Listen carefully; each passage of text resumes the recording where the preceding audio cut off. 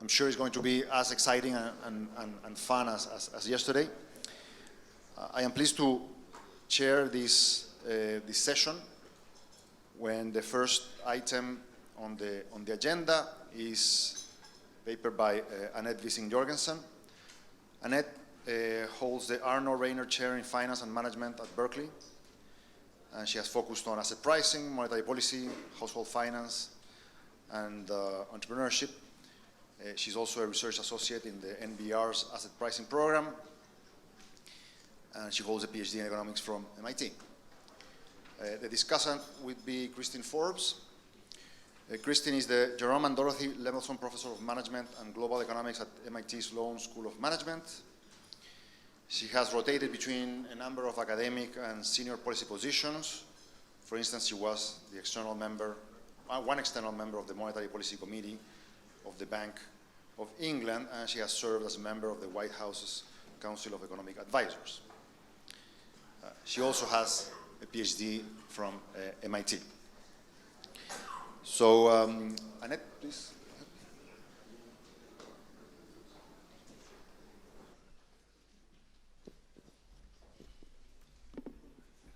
Thank you very much for having me. So I was a little concerned that Pablo was going to pull out some crazy picture from grad school of us partying, but we didn't have Facebook back then, so far we're good.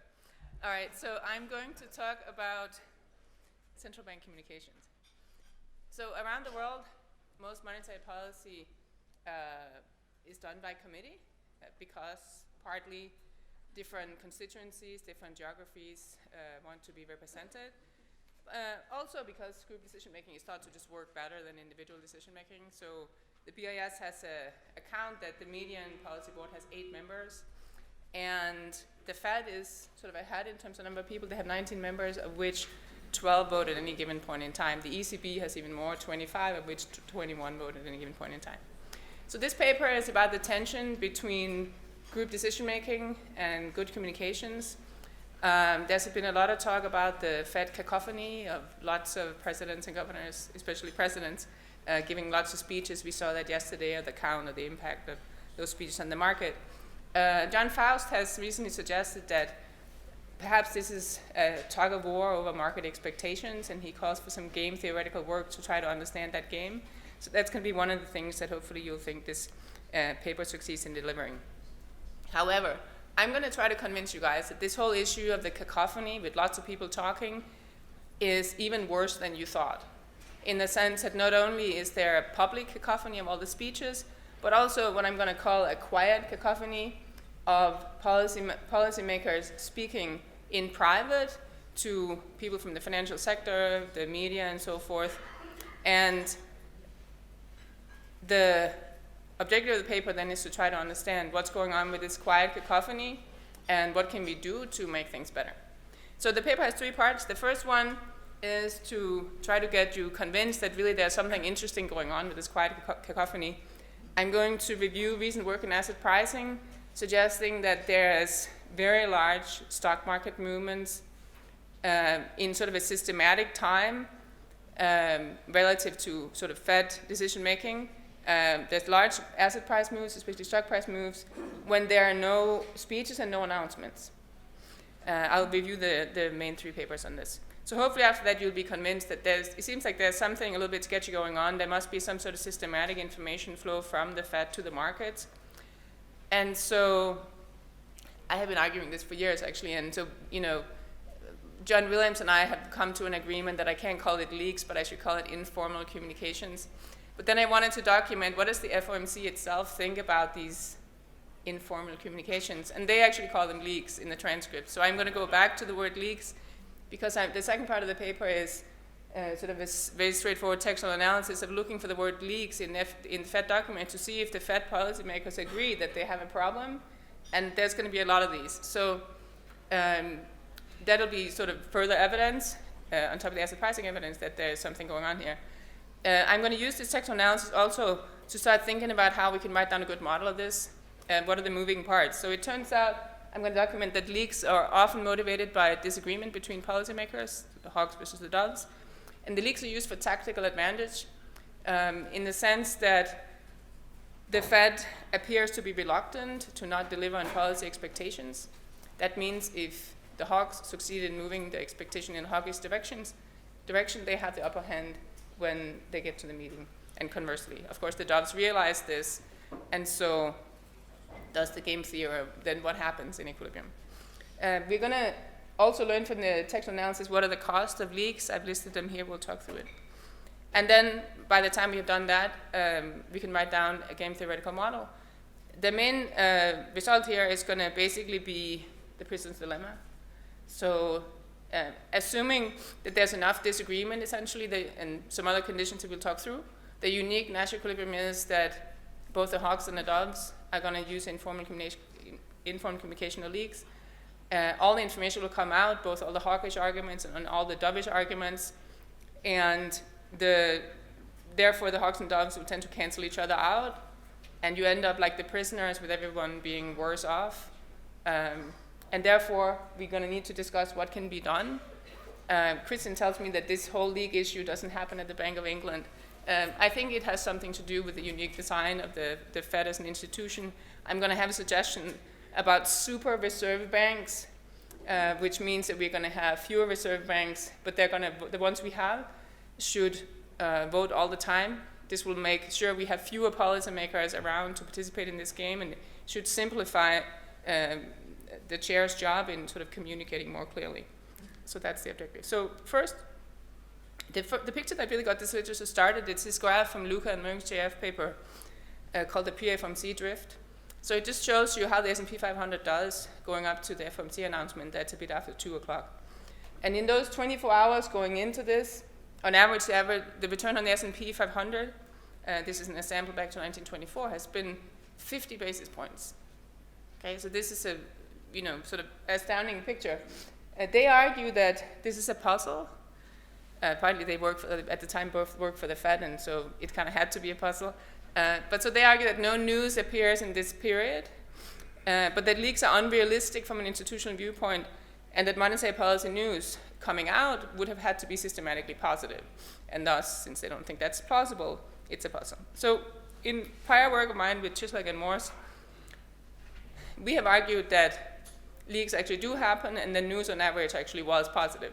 So we looked at not only the return right around the announcement, but the whole period in between FOMC meetings.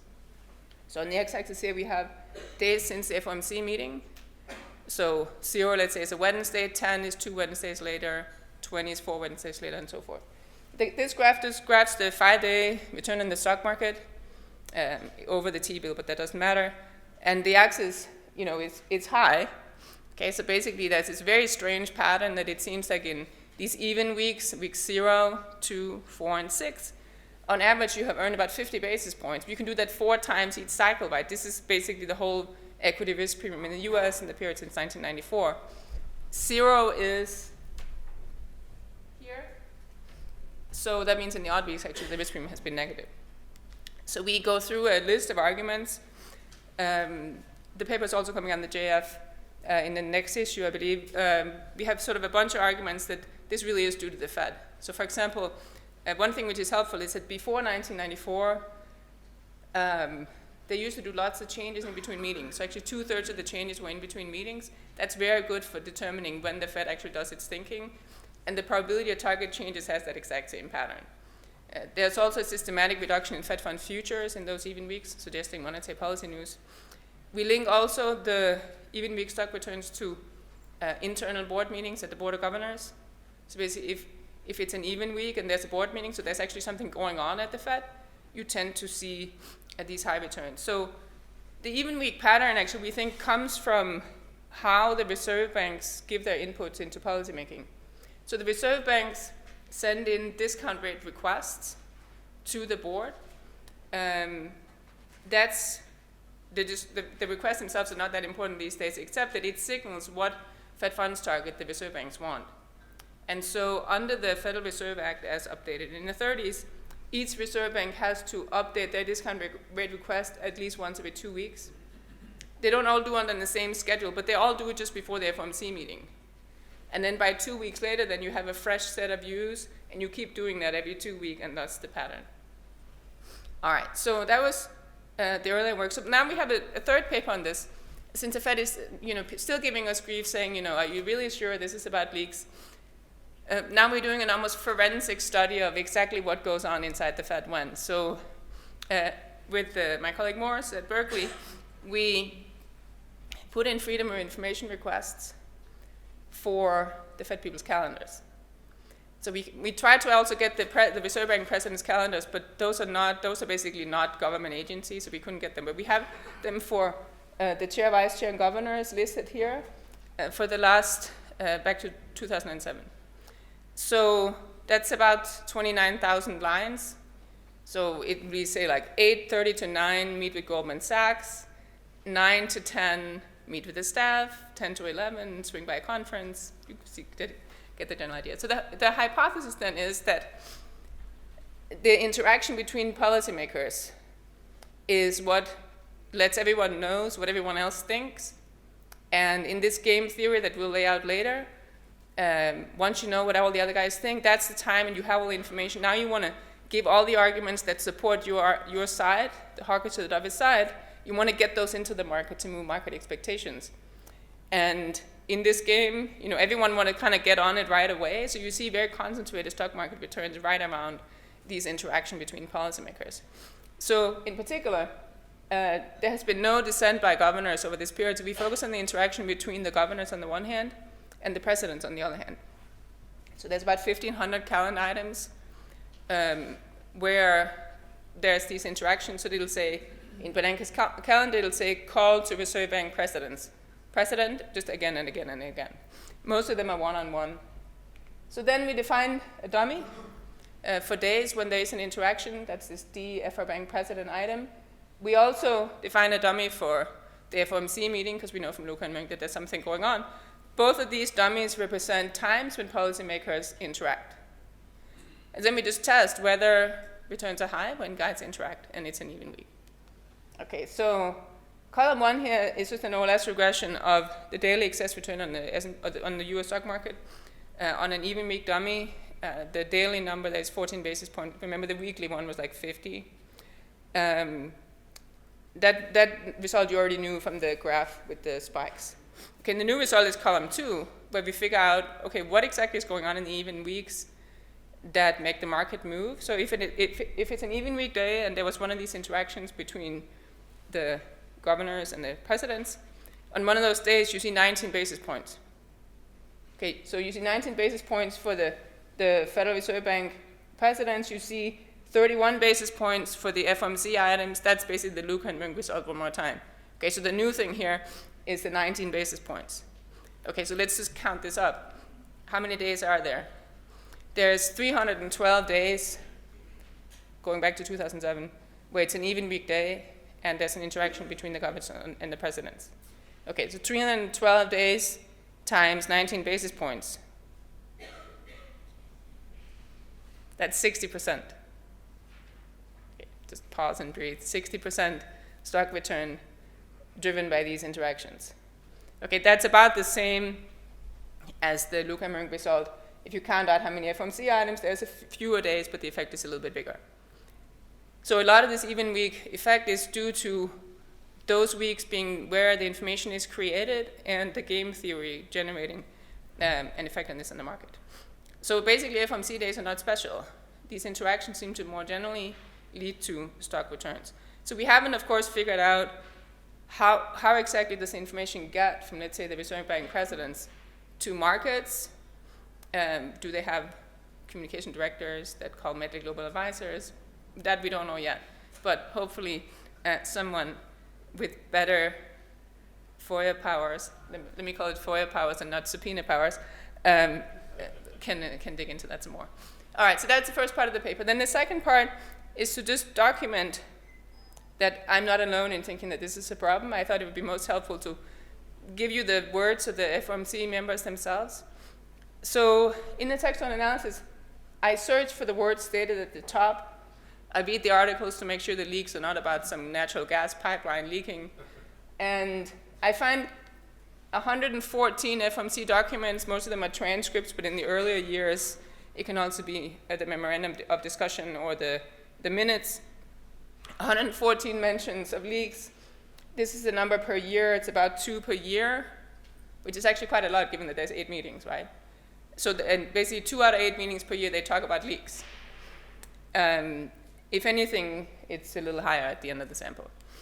So of the 114, 64 documents are about recent leaks or concerns about recent leaks. 44 are about risk of leaks, saying if we do this, then there might be a leak. Some of them are the chair saying, guys, remember, no leaking. And a few jokes. And, you know. A repeated theme is that it's hard to catch the leakers, consistent with them going again and again. Remember how, so after we first started talking about this, one of the regional Fed presidents, Lacker, had to resign due to involvement in the leak, but it took 5 years. And the FBI getting involved, and, you know, long story, in order to get the guy to resign. So, just to give you a flavor, here's like a screenshot of one of the tables. It goes on and on and on.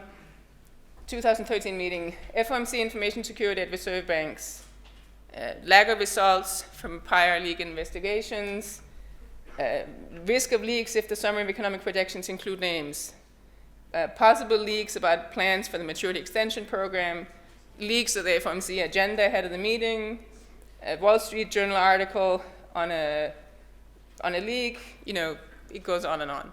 So this is just the kind of stuff that comes up in the transcripts. So it's helpful to just document a little bit, sort of to argue that the FOMC cares, that they're trying to take steps to reduce this, but as we have seen, it keeps going. So the FOMC statement actually, you know, some people mentioned yesterday, you know, as an example of how the Fed sort of seemed to voluntarily get more transparent. They didn't get voluntarily more transparent. There was a whole bunch of leaks from 89 to 93, and then Congress forced them to have a statement to disclose what the decision was. The press conference, I think, actually also were related to leaks. So the first press conference, remember, was in April 2011. That was 2 meetings after they had a really long discussion about leaks at the FOMC meeting. And then they designed a policy on external communication by the FOMC members. And the policy says, look, stop telling the market, the press, what everyone else thinks. Refer to what the chair said at the press conference. The timing also seemed to be related to leaks. So initially, the statement was at 12:30, and then the press conference started at 2:15. But then in 2013, Bernanke moved the two closer together. And Bloomberg said, Bernanke is tightening control of the Fed communications to ensure that investors hear his pro-stimulus message over the cacophony of more hawkish views from the presidents. Essentially moving the two closer together to give investors less time, to give the presidents less time to try to spin the content before the press conference. Remember, this is during the blackout period, so the presidents are not supposed to be doing any spinning. There's also sort of standard stuff of withholding information from other policymakers, limiting attendance, and so forth. Those are standard approaches from the political science industry, political science field. So let's try to learn something from this textual analysis about, you know, how do the leaks work and what can we do about it. So there's actually nice literature on leaks in political science. So they have a whole classification how this goes. If you have watched if you watch another political shows on Netflix, you know, House of Cards is sort of the political leak which is intended to help hurt or alter a plan or policy. There's subtypes of the internecine leak is basically the infighting leak, where you try to get the upper hand against the other guys by leaking. The counter leak or the record correction leak is, you know, what it sounds like. Those are the ones that I'm going to be focusing on here. There's actually work in political science where they survey former government policymakers suggesting that those are the main ones on the government side. I'm going to try to convince you that this is also the case on the Fed side. So the really best document on this is a memo from Bernanke in 2010, where he basically had it with the leaking. So he wrote a memo to the FOMC about recent stories in the press, and he says, I'm going to read this out because it's, you know, pretty clear. It damages the reputation and credibility of the institution if the outside world perceives us as using leaks and other back channels to signal to markets, to disseminate points of views, or to advance particular agendas. You can see the infighting going on here. It's my hope that FOMC participants or observers are not intentionally or tactically conveying confidential information to the public. It's particularly important not to characterize the views of another participant at the meeting. Right? It's like straight out of House of Cards. Chairman Volker speaks a little bit more colorfully. You know, I'm not going to read it out because it's, you know, you get the idea. So how does it work? Like, what is the mechanics of how this is done? So I'm going to go through a whole bunch of quotes trying to convince you that this is really about tactical advantages in negotiations between policymakers. Of course, this only works if you know, you can gain tactical advantage, and the idea is you can gain that from moving market expectations in your direction. The Fed is very concerned with market expectations. For example, they do the survey of primary dealers and more recently the survey of market participants to survey policy expectations prior to the meetings to make sure they don't have any too big surprises. There's now even actually a private company, they call this shadow survey of market participants, that surveys those being surveyed by the Fed because it starts to have such a big impact on policy that if you know what those guys said in the survey, you can sell that information to the market ahead of the meeting. You can also see the importance of what the market expects directly in policy. Okay, so remember before 94 there was no statement, and after 94 there is. And that coincides with the Fed going from lots of intermeeting changes to almost no intermeeting changes. So that basically says if making a change comes with lots of disclosure and sort of the implied commitment of having said something, you don't want to do it. You generally will then wait to the next meeting instead to retain flexibility. Here's a few quotes from the transcripts to document the importance of market expectations. So Richard Fisher is one of the guys who repeatedly is upset about this in the transcript. Here's a really good one. He says, I'm just saying that if we can, in every way possible, however we do it, we should try to preserve the options to be debated at this table, and then not use the argument that markets expect us to do X or Y. What's leading the markets to expect that? I haven't seen this broad-based discussion that we're having in the speeches. He's basically saying, look, guys, I'm really annoyed with you guys coming to the meeting and saying we have to do this because the market expected, because you're the guys who made the market expect it. So, Bernanke, also concerned with market expectations, saying, look, there's been some recent press reports. It does complicate the work of the committee if expectations of the public are for delivery of certain outcomes at certain dates. I have more quotes in the paper, with Greenspan again saying, we lose flexibility if someone has disclosed something to the market, so market expectations are firmly set. Okay, so at first I thought, look, don't they just generally care what the market thinks? You can see from these quotes that it's not generally the market expectation that matters, it's what the Fed itself has made them expect. This relates actually to the discussion we had with the trust issue of yesterday. If you make the market expect, if you make people think something and then you don't deliver, you know, that just looks bad. So that means that it's what you disclose that ties your hands, not market expectations in general. Importantly, the FOMC policy says that you cannot characterize the views of others in public. Okay, so that means that a lot of this disclosure, a lot of the game ends up happening in private. And that's why we have the quiet cacophony as opposed to just the public cacophony you can think of as saying whatever you can say in public, and then the private cacophony is sort of from distorting the other guy's views in private, essentially. So this selective reporting of facts privately is completely standard in political science. There's lots of quotes in the paper. Abel has a nice quote from a reporter saying, the guiding principle then and now is that when it suits an administration's purpose to leak secret information to the press, it simply ignores or temporarily overrides a document's classification. So that gave you hopefully a sense of how the game sort of develops. In terms of the costs of leaks, I talked about reduced policy flexibility. That's the cost that sort of leads people to want to leak because you move market expectation, now hands are partly tied. But there's also cost There are two other costs. One is damage to the central bank's reputation. You saw that in the Bernanke quote. Greenspan also has been very worried about this, saying, you know, the one thing that could do this institution in is the leak question and the whole issue of credibility of our operations. One of the specific channels for reputational damage is the perception that there's a bunch of guys in the financial markets or in the press that have really sort of preferential access to Fed information. So in 2011, there was a subcommittee set up that Yellen chaired, and one of their tasks was to develop some sort of solution to this problem of perceived preferential access. Tarullo is one of the people who's been very worried about this, saying, look, it's not just macroeconomic advisors, one by former Governor Larry Meyer. He says this is, you know, other people as well, and he's been concerned about this since he got there. So the costs were loss of flexibility, loss of the Fed's reputation, and finally just the quality of the deliberation itself. Here's, I found, sort of on purpose, 3 different chairmen saying exactly the same, that it hurts the deliberative process if you have to sit there and be concerned that the other side is leaking to the press all the time.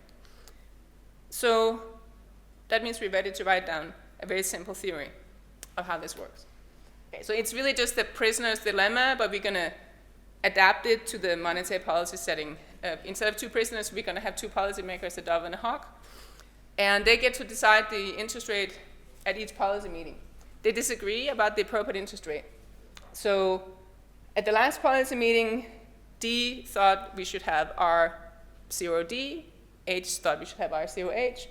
And then as time goes by, there's updates to people's policy preferences.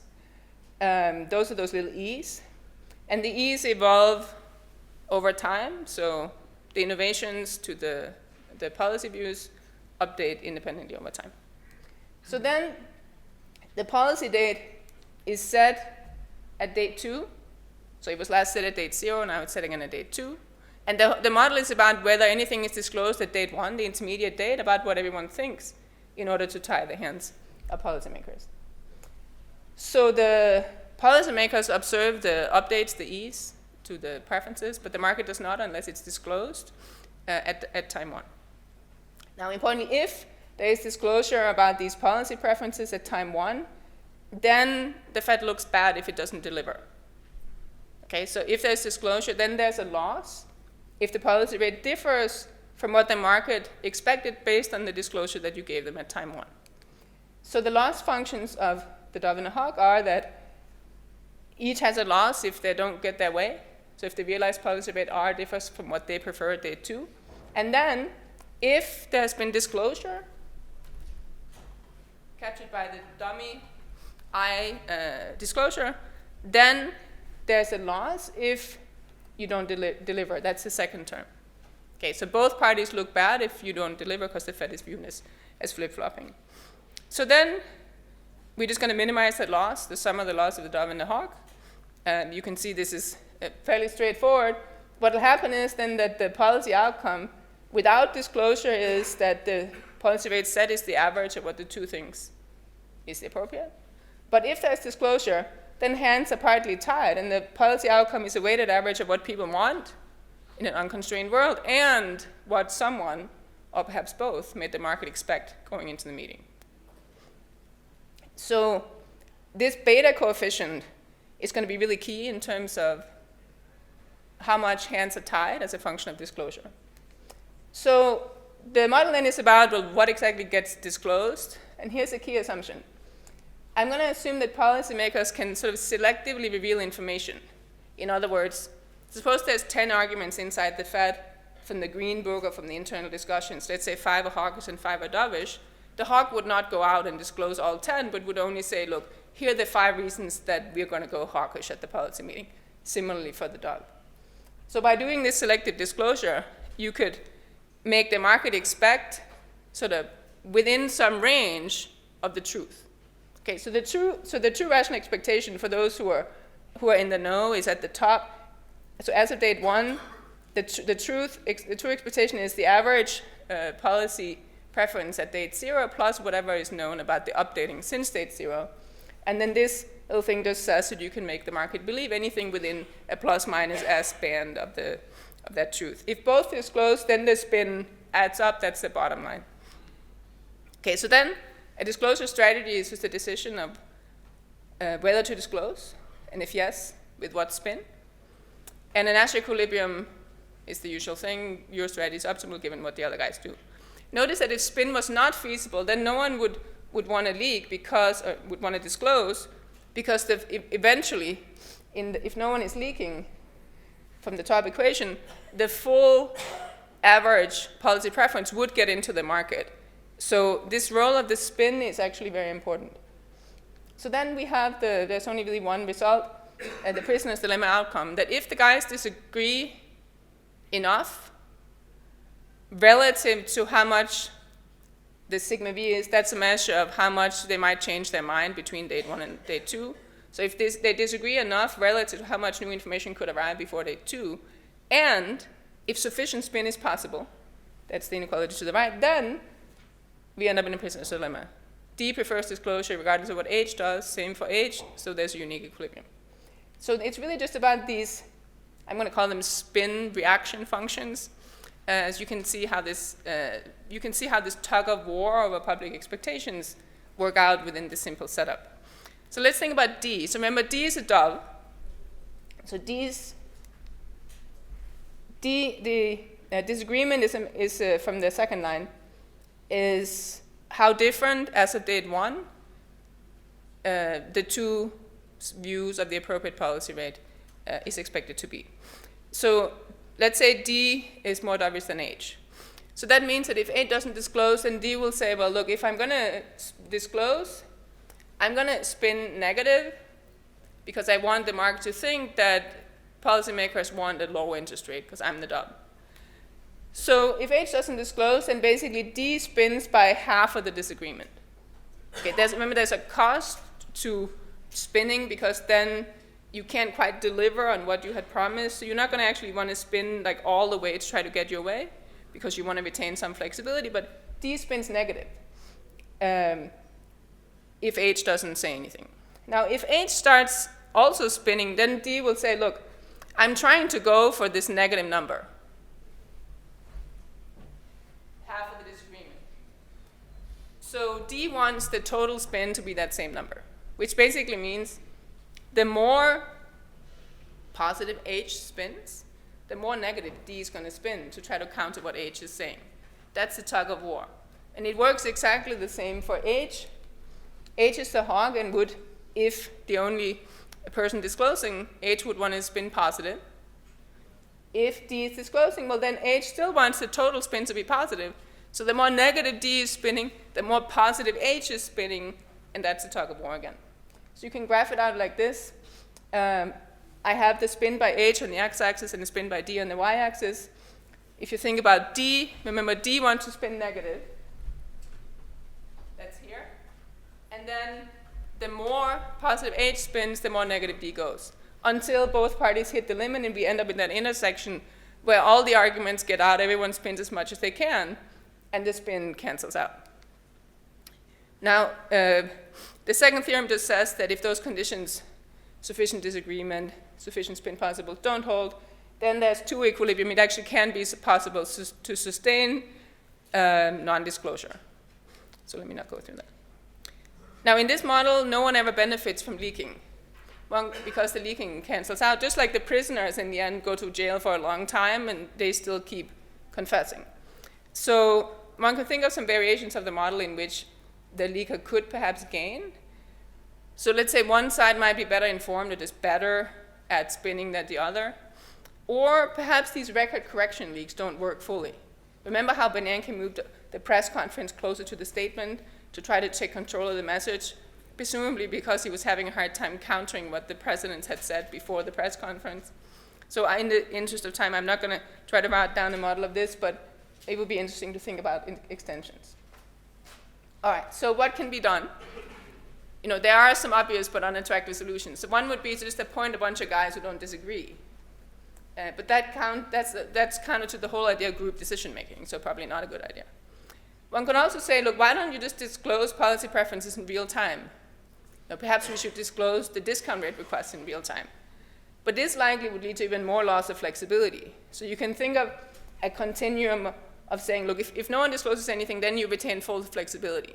If you say something a bit in private, you lose some flexibility. But if you say something in public, right, then your hands are really tied. So this is probably also not a good solution. So then I thought of Rogoff's argument about what to do to fight time inconsistency. So the standard problem in monetary policy that you want to expose inflate to get the economy to expand.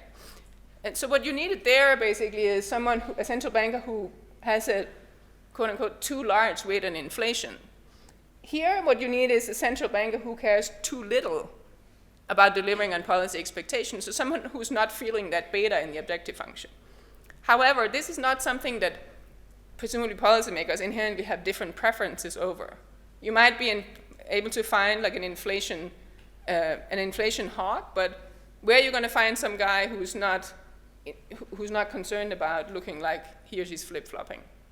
You know, you could try to incentivize people to act as if they don't care about the market, but that means basically that you're going to reward guys who don't deliver on market expectations. So these are guys who everyone thinks are like doing erratic policy making. If you start rewarding those guys, but that looks bad. Okay, so what is one to do? It all comes down to this beta. I remember the beta captures how much loss comes from not delivering on policy expectations following disclosure. Where does the beta come from? Okay, this is all the stuff we talked about yesterday. But the issue here is that the public doesn't have a full understanding of the Fed's reaction function. Like if everyone understood that if news comes in, you know, non-farm payroll come in worse than expected or higher than expected, we have to do something else, no one would be upset if you don't deliver on market expectations because they would say, look, news came in, I'm happy that they have a reaction function. But understanding the Fed's reaction function is hard, right? There's 19 economic frameworks you have to understand. And so all the governors vote, and New York Fed president always vote, but then of all the other guys, you have still 11 people, of which 4 vote in a given year, and they rotate every year, right? So that means that there's like a lot of people involved in the policy making. And it's not even the same all the time. It's a hard job to understand policy making. There's a 2016 Brookings survey that says only 34% of respondents state that they understand the Fed's reaction function. And the majority wants the president to speak less and the chair to speak more. Okay, so how do we fix this? This is a bit of a radical suggestion. Let's avoid FOMC rotation. Okay, so let's have fewer people, and let's have it be the same people all the time. That would presumably make it easier for people to understand. First, there would be the same guys all the time, so there would be some element of stability in what the objective function was, and there's fewer people to understand. And so this is not a document, or it's not an argument for just putting all the power in Washington and having fewer reserve banks. In fact, you could pick the X, the number of reserve banks, that would be super reserve banks, to keep the balance of power the same.